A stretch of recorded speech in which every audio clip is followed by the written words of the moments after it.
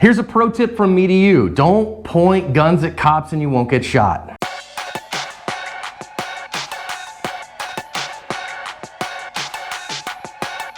Hi everybody, welcome to today's bonus badge cam lesson here at Active Self Protection. Your host is always John Correa, back with me, your favorite former Fed Mike. Today's video comes to us from Hollywood, California. Palm pepper spray has recently reformulated for even more effect when you bless the deserving with the hot sauce. Palm is what I use between a harsh word and a gun and encourage everyone to do likewise. Police have received 911 calls on this guy holding a gun and walking through Hollywood and threatening people. Here you can see him threatening a guard. So of course they are going to send officers, and we have badge cam audio. Let's listen in. Hey, drop the gun! Drop the gun! Drop the gun! Move! 6836 gun. Drop the gun! 6836. Officer needs help. Shots fired. Hollywood and Highland. Got that too. Officer needs help. Hollywood and Drop Highland. it! Drop it! Officer needs help. Hollywood and Highland. Shots fired. Any air unit come in on Hollywood frequency? And why? You got it.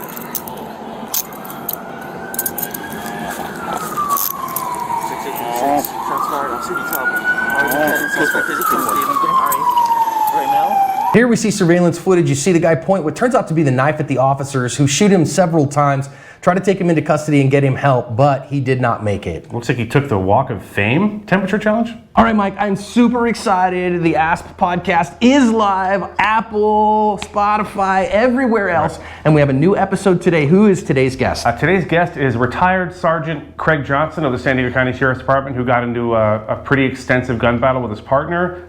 Unbelievably harrowing story. So go and download it today. Go and listen. The ASP podcast, all focused on real life self-defenders telling their story. Let's think about lessons today. So as this begins, think about this, that what is being called in here and reported to these officers is a man who is threatening people with a gun. Now, if you go watch the originals and all those things, turns out it was a lighter that the guy had in his hand that was shaped like a gun, as well as a knife. But we see here that the guard that he is threatening here in the very beginning, that's still a very real threat to him. I feel like the guard's arousal level is not where it needs to be. He needs to be a little further away from this guy. He's way too close to him with a knife.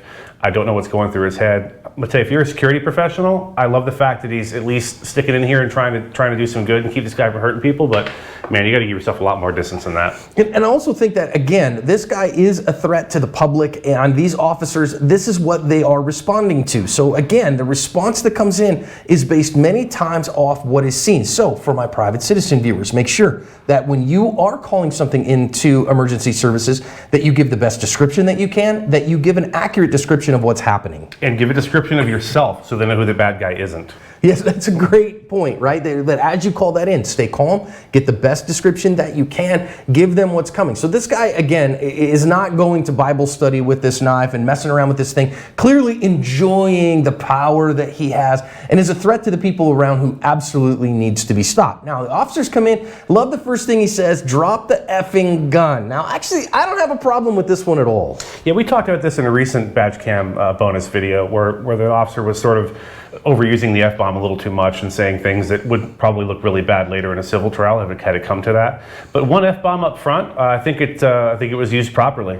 And I really think there's a difference between drop the effing gun and I will blow your effing head off, yeah, or drop the gun effer or something like that. Yeah. Yeah, so we don't mother F people or those kinds of things, but sometimes the creative use of vernacular, as it were, can actually get your point across well. Also, I think that, of course, this officer's doing a good job using verbal commands first to try to gain compliance from this guy. Did a phenomenal job. I noticed he came out from cover pretty quickly. I imagine what the officer's seeing right now is this guy is in close proximity to regular humans, and he doesn't want to let, he can't stand off at a distance and let this guy do whatever he's doing. Yeah, the perp gets a vote everywhere we go, right? So I think at this particular second, he's using a good A-pillar, but of course he has to get away from that to chase this guy because the guy won't stop for him. So coming in hot on this guy. Now, why does he only have one hand on the gun? Boy, it seems like we say this all the time with LAPD. It's because he's got his mic. LAPD, please. I know someone in management at LAPD is watching this video right now. Please invest the money. And officers, if they're not gonna give you a pork chop mic or a surveillance kit mic or something, I just looked it up. You can get a mic for this particular Motorola radio, I believe it's a Motorola radio, for $27 on Amazon. Best money you ever spent. And as the video goes forward, you'll see he never uses his support hand the whole time he's shooting. And now he was accurate, but it could have been more accurate. Could have been a big deal. Now this is what they get to see in that moment. So they come up on this guy. Now I want to think about a couple of things here. Number one, you better hit what you aim at in this moment, because the backstop here is a store with an unknown number of people on the other side of glass. Yeah, accuracy is absolutely important. Your marksmanship is absolutely important.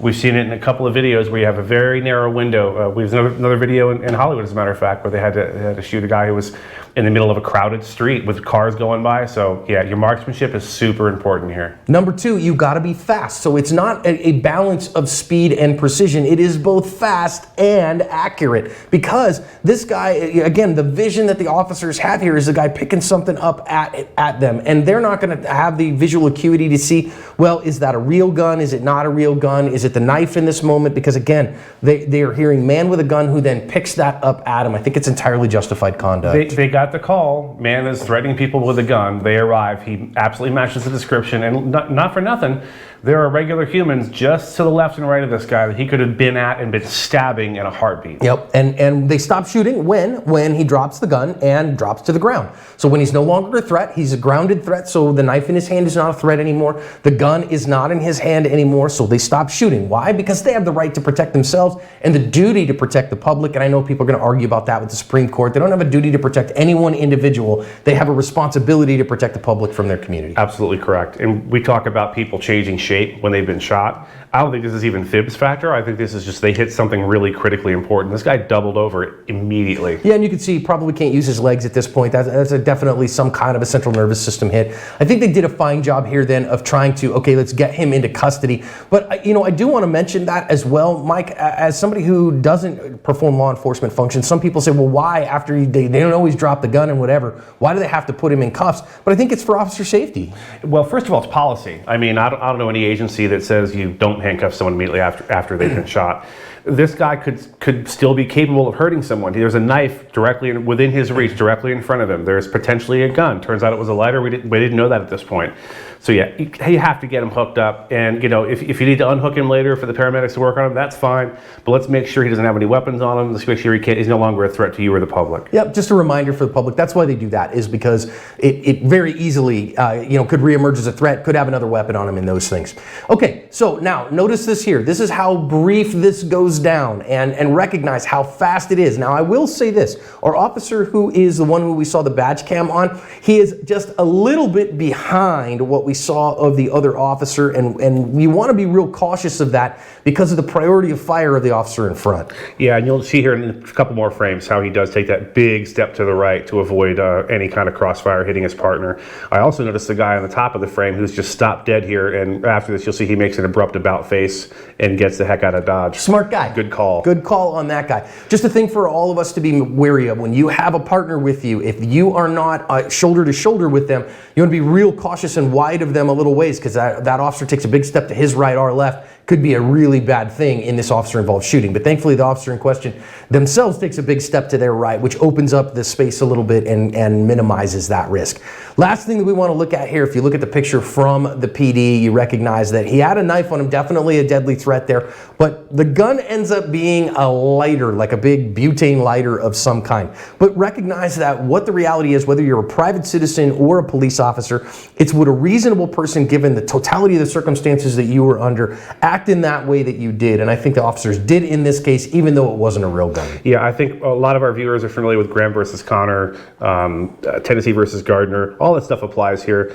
That could actually, looking at it on the screen, that could still be a real gun. I don't know until I have my hands on it and I'm manipulating it whether it's a real gun or not. That could be a double shot Derringer or something. Who knows? So yeah, you have to go with the information you have, with your training, knowledge, and experience, and they made the best decision they could in a split second. So I think these officers got on scene in a good time. I think that they used good verbal commands. I think they worked together as partners very well. I think their marksmanship was on point. Thankfully, they put the threat down and didn't hurt anyone else. Good job, officers. You covered your ass.